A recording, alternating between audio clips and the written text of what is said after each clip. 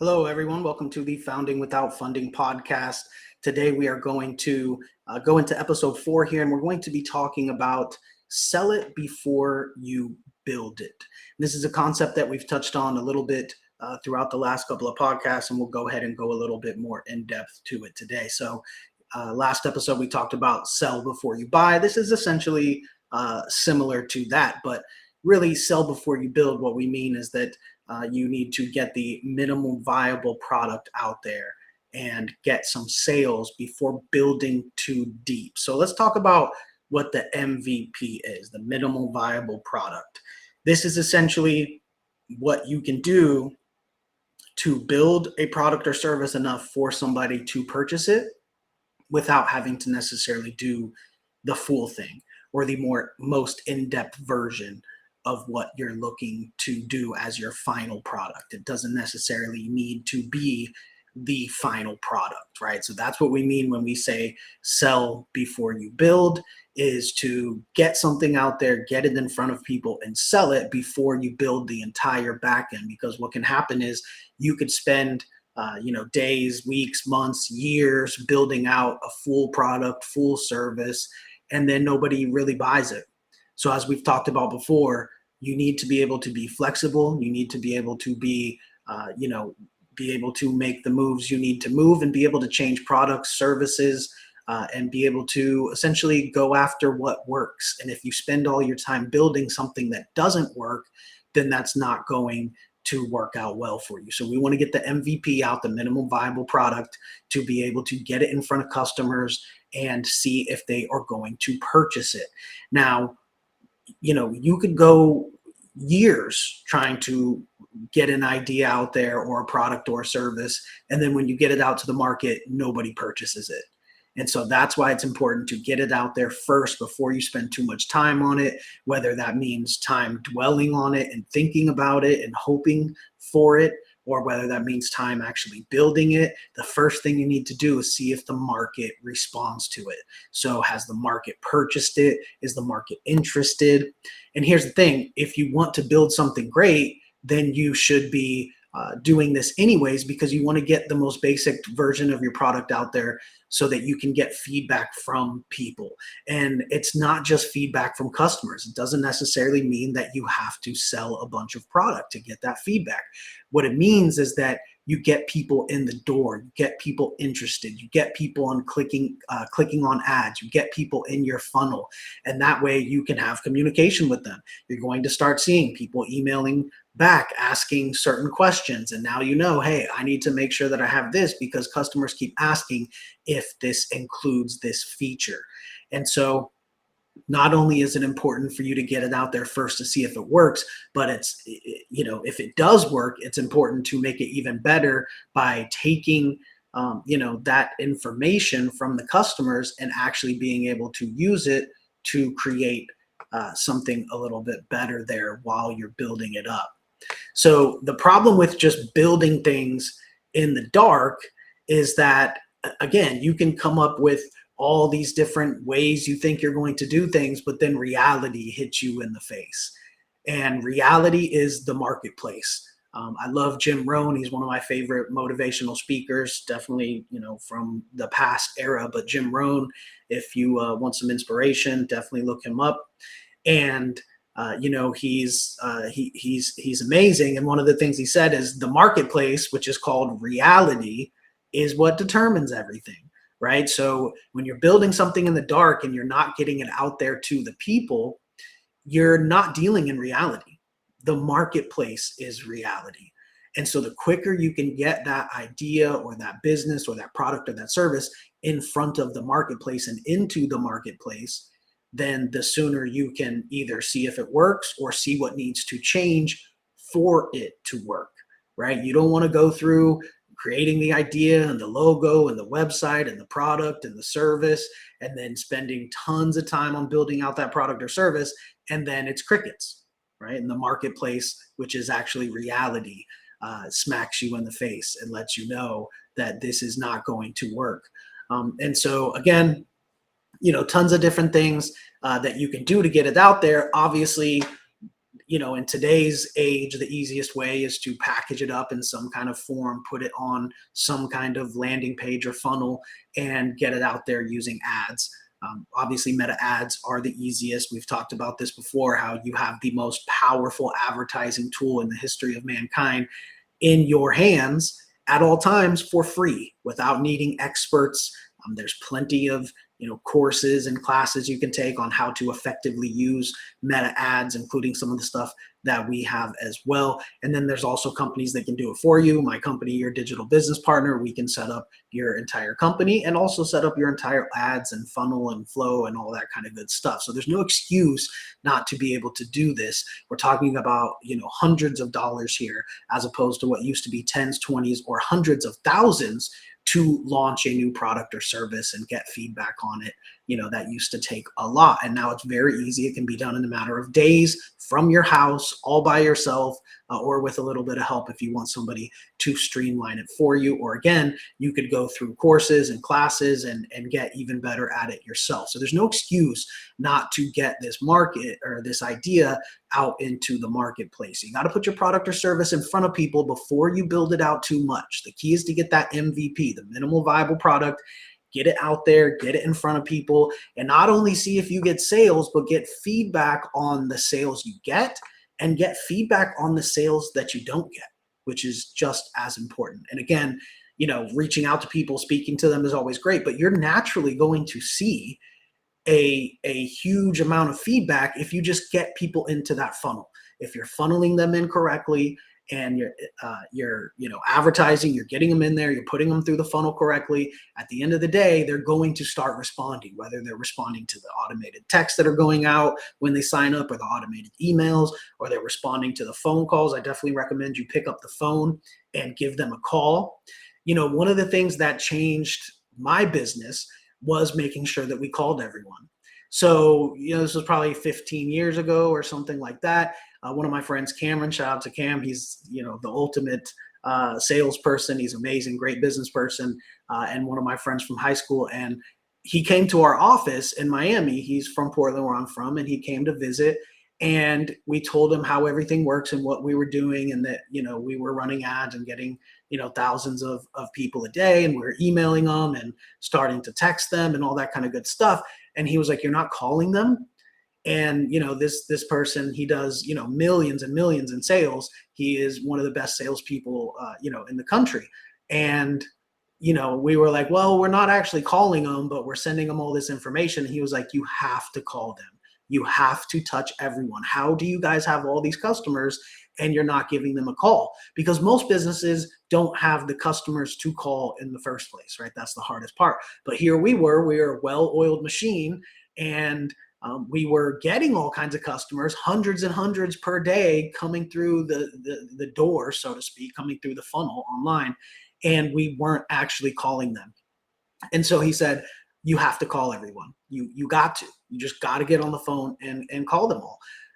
And so we ended up, obviously getting on the phone ourselves, but then we ended up building out a team. And so we went from maybe like 4 employees to like 12, because it took more people to call. Nowadays, I would probably use a tool like Upwork to get some virtual assistants to make those calls. That's a great way to do it.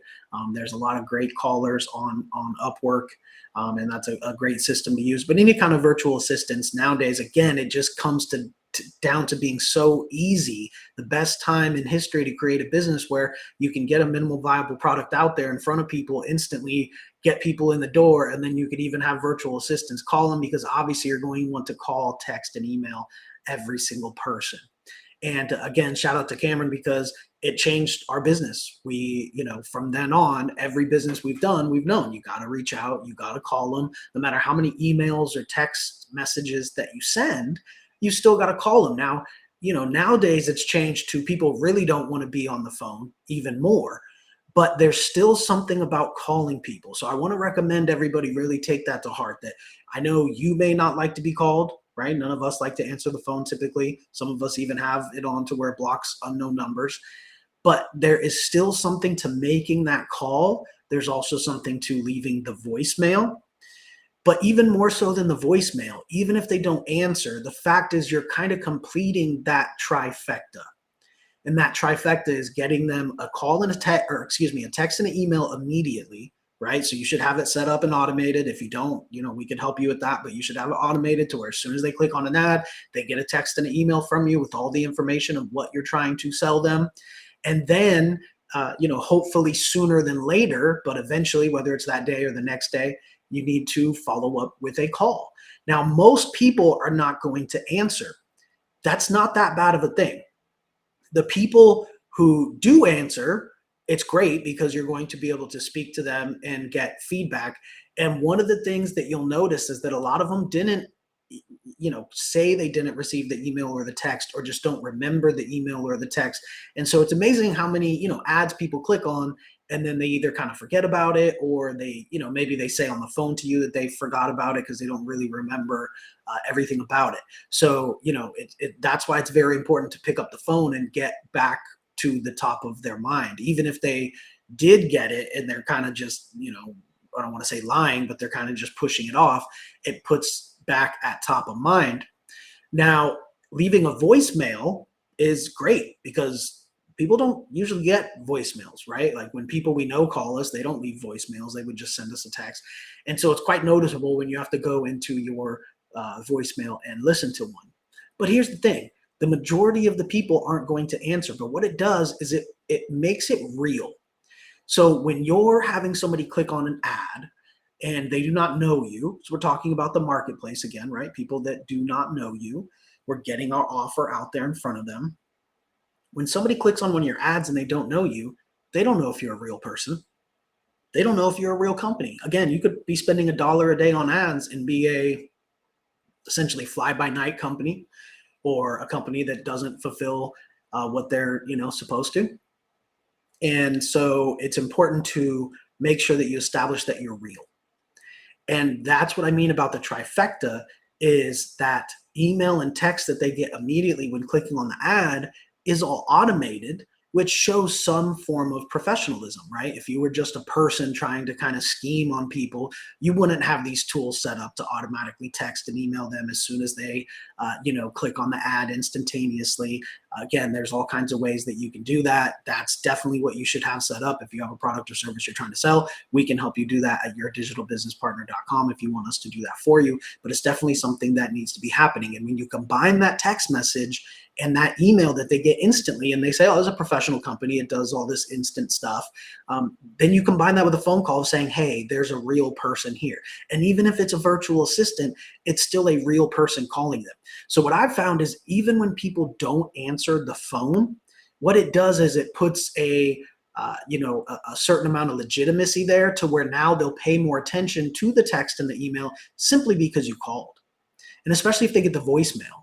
And then they'll say, oh, this was a real person. This wasn't just a company sending me, automated info that doesn't care, or, whatever the case is. They're saying, oh, okay, this is a real person. I got the call, I got the email, I got the text immediately. And then they had somebody follow up and call me, and, maybe they didn't answer, maybe they left a message, but they say, okay, this is a real person. So not only are you bringing yourself top of mind again, but you're putting a more legitimate kind of face to it. And that's why I say it is the trifecta. It's important to make sure that every lead comes in, not only gets sent an email and a text, but also gets called as well. And again, most people won't answer. And to tell you the truth, that's not that bad of a thing, because as long as you have an auto dialer set up, then it doesn't take the employee that long to to call the list, right? Especially if you're just starting, you only have a couple hundred calls to make. A person using an auto dialer can make 300 calls in a day, because the fact is 250 of them aren't going to answer.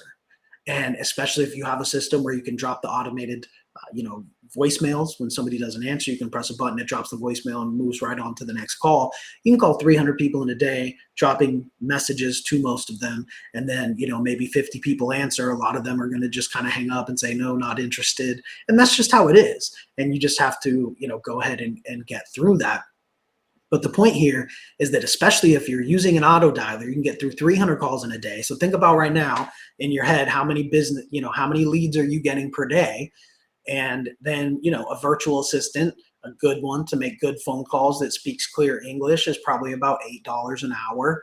And so if you only have 300 leads, in a day, then you're talking about just a full days of work for an 8 hour, an $8 an hour person. Now, if you only have 10, 20, 30 leads a day, you're talking about a tiny, tiny amount of money. You're talking about paying somebody for an hour or less. So you're talking about paying $8, $5 a day, whatever it is, to have somebody call all of your leads. And it's very important to understand too that a virtual assistant is fine to do those calls, because again, most of the people aren't going to answer.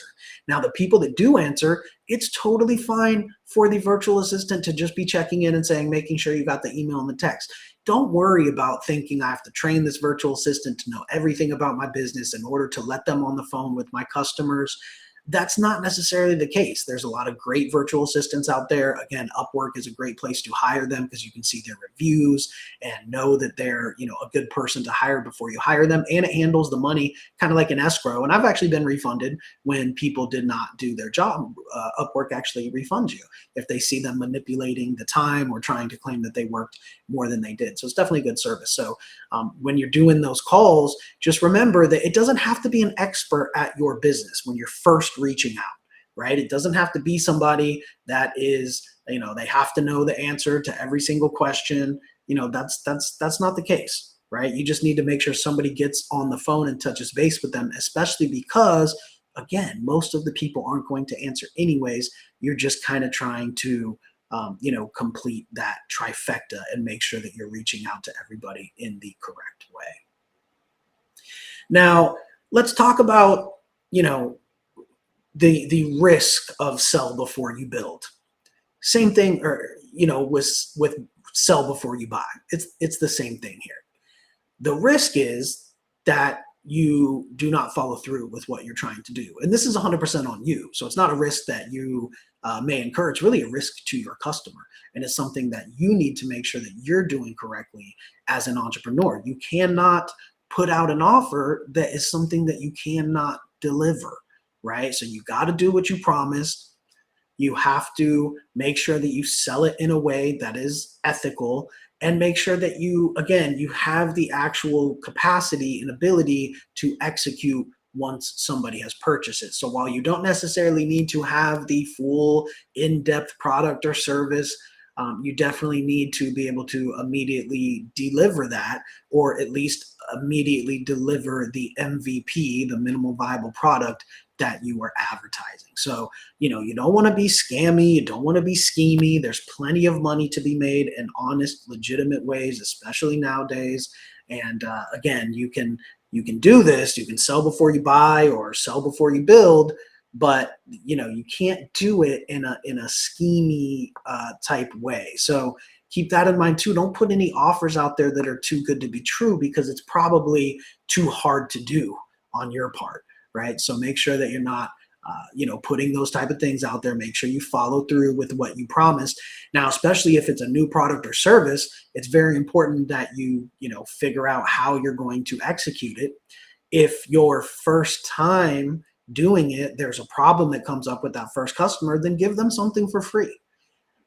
I talked in one of the last episodes about how some of your clients that have the biggest problems can become your biggest clients and your biggest advertisers, and give you plenty of referrals. Because if you make it right, if you're available to them and you make it right to them, make it up to them, not only by doing what you were supposed to do and apologizing, but also going above and beyond that. So as long as you're doing that, then it should be okay. So if there is a problem with fulfilling that first person because you didn't quite have everything dialed in yet, then just make sure you go above and beyond for that customer if any problems came up. That's the big thing I would say, is that especially when you're in this process of selling something before it may be built out 10,000% all the way, make sure that you go above and beyond, especially for those first clients if they're not getting exactly what they think they paid for, or maybe it's taking you longer to accomplish that.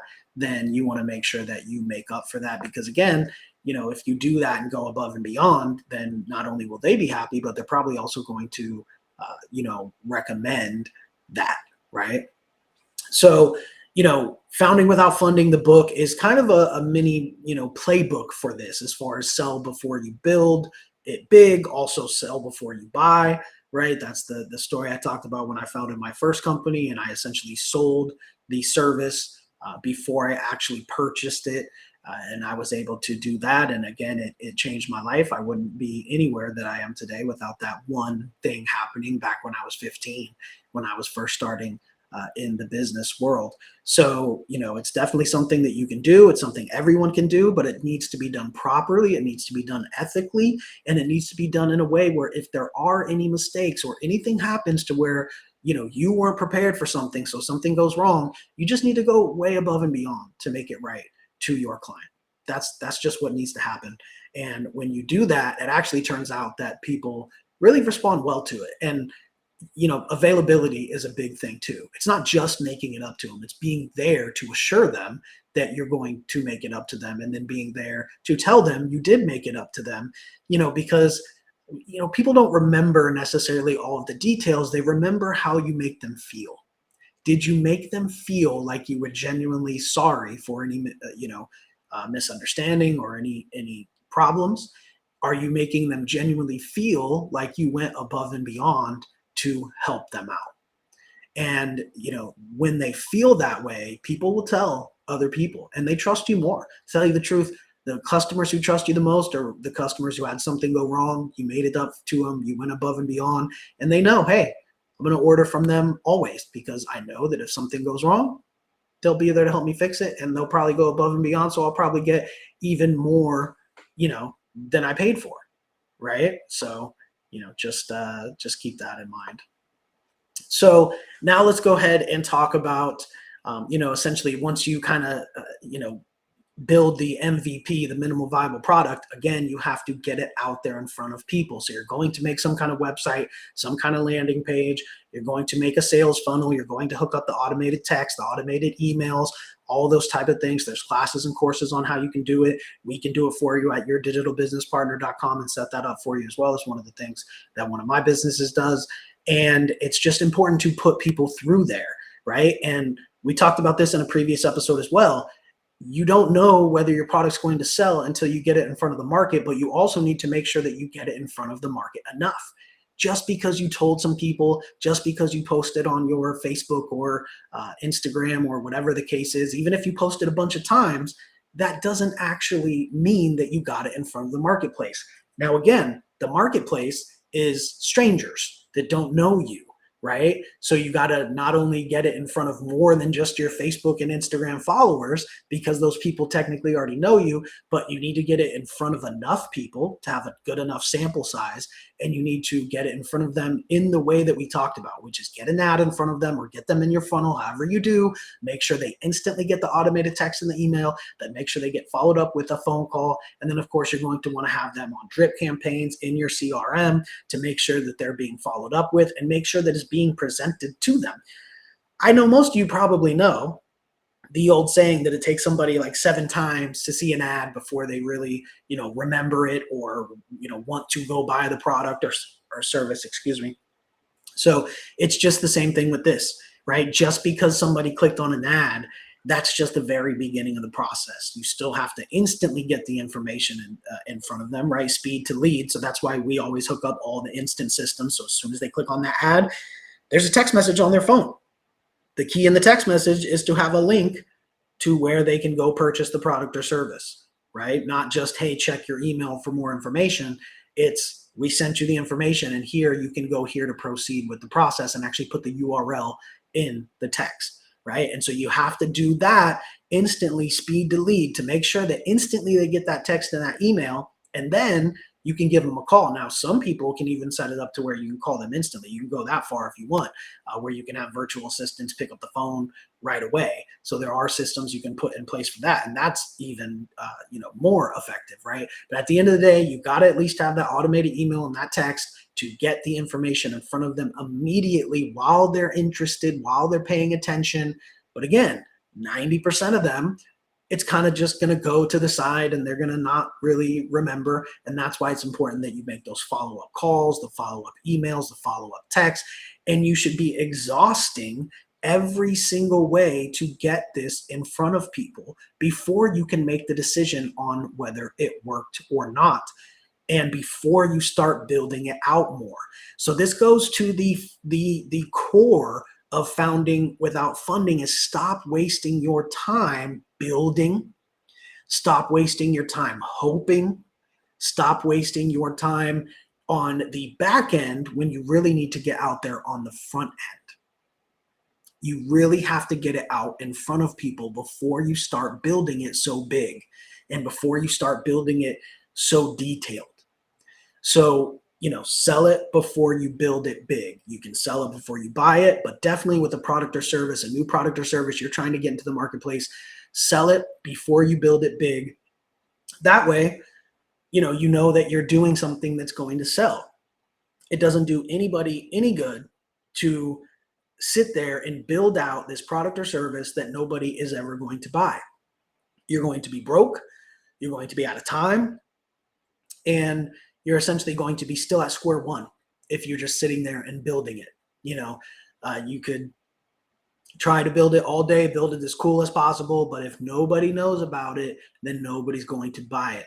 Here's the other thing. You could also build out something that's super cool, the coolest thing possible, but nobody actually wants it in real life. So bringing it back to the beginning, when I talked about the quote from Jim Rohn, one of the best motivational speakers out there, is the marketplace, which is called reality, will slap you in the face and say that, hey, this looks great, it sounds great.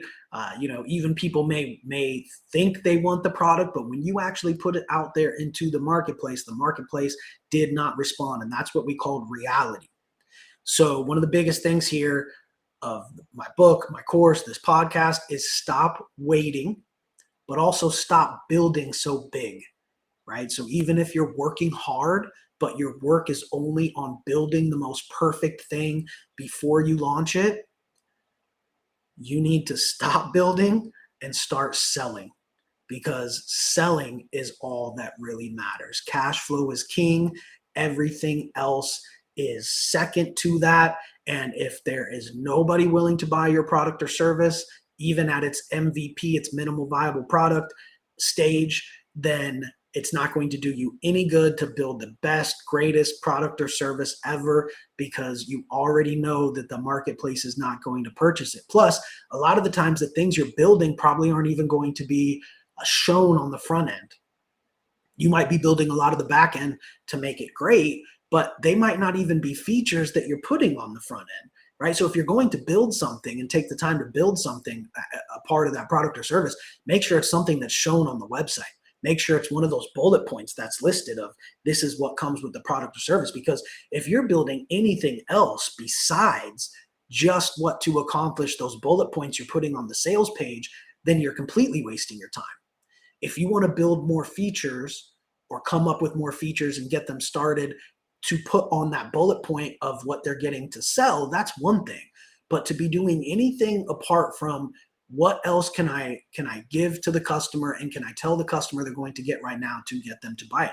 And maybe it's a feature you haven't even built yet, but you can. Again, that goes back to doing it ethically and not being, schemy or scammy. But it may be a feature that you can build and you can do, and maybe it even takes a little bit of money to do that, so that once somebody buys it, you can accomplish that. It's no problem. It's just going to take you a little bit of money. So, building those type of features, or even just coming up with those type of features and adding them to that bullet list, that menu, whatever it is that you're using to pitch people on that landing page, or what the website, that is not necessarily a waste of time. But what is a waste of time is building all of that before you're even showing it to customers, before you even put it up as a bullet point, right? You could make the craziest thing that costs you thousands of dollars, and you're like, hey, when I put this up on the menu, it's going to go crazy and they're going to love it. But at the end of the day, again, the market, which is called reality, might slap you in the face and say, hey, you've just wasted all of your time building that and nobody's going to buy it. So the lesson for today: sell before you build big. Get your MVP, your minimal viable product, done. Get it out there, get it in front of people, and start selling so that you can actually get into the market and not waste your time by building too much before you sell it. Thank you, everybody. We will see you next time.